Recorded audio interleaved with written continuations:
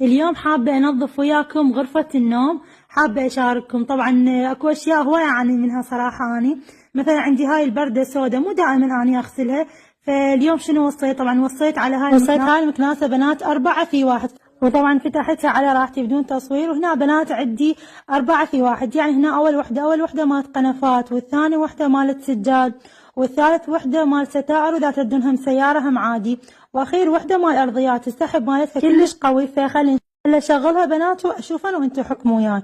طبعا اول شيء البرده خلصت من هاي السالفه، عندي فوق الباب والحائط والحيطان كلها سويتها طبعا.